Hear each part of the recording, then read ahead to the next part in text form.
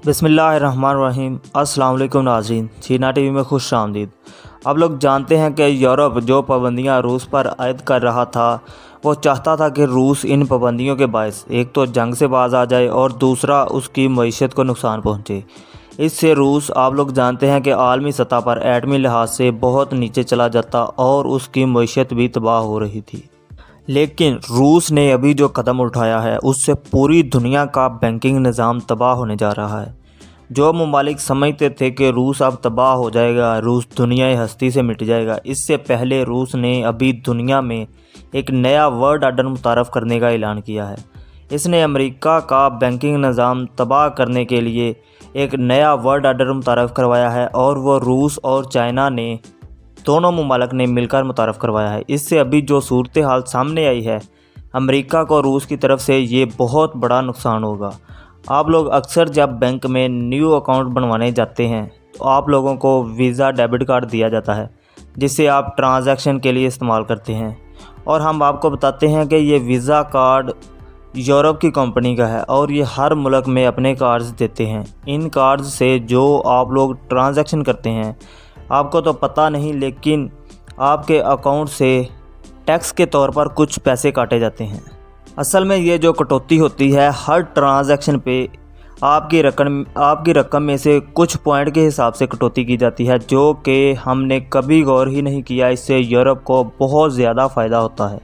और दूसरी तरफ आप लोगों ने देखा होगा कि मास्टर कार्ड भी है जो डेबिट कार्ड के लिए भी इस्तेमाल होता है। आप लोग देखें कि पूरी दुनिया के अंदर इनकी ये सर्विसेज इस्तेमाल हो रही हैं और इससे अमेरिका को बहुत ही ज़्यादा फ़ायदा होता है। और अभी जो रूस के लिए अमेरिका ने ऐलान किया था कि रूस के लिए वीज़ा मास्टर कार्ड की सर्विसेज पर मुकम्मल पाबंदियाँ आयद करें, लेकिन अभी तक उसने इसे सस्पेंड ही किया है, बिल्कुल ख़त्म नहीं किया। असल में वो रूस को दबाना चाहते हैं कि वो रूस को किसी तरह भी अपने दबाव में ला के जंगबंदी करवा सकें, लेकिन रूस ने इसके मुतबादिल जो हल निकाला है उससे वर्ल्ड लेवल पे बैंकिंग निज़ाम दरम बरम होने जा रहा है।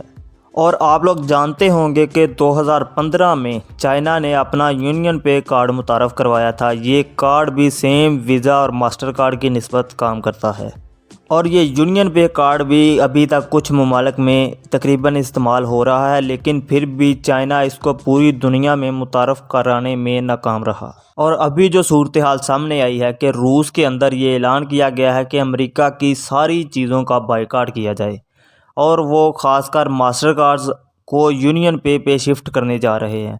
जो पाबंदियां अमेरिका ने रूस पे लगाई थीं उसको रूस ने इस इकदाम से ज़मीन बोस कर दिया है और अमेरिका अभी अपने होशो हवास खो बैठा है, क्योंकि इन ट्रांजैक्शन की वजह से अमेरिका को अरबों रुपए का फ़ायदा हो रहा था।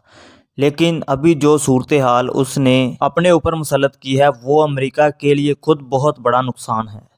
और आप लोग देखेंगे इस सूरत हाल से वाज़ेह हो रहा है कि प्यूटन बहुत तेज़ी से अपने ऊपर आने वाली तमाम पाबंदियों और आने वाली मुसीबतों को हल करते जा रहा है।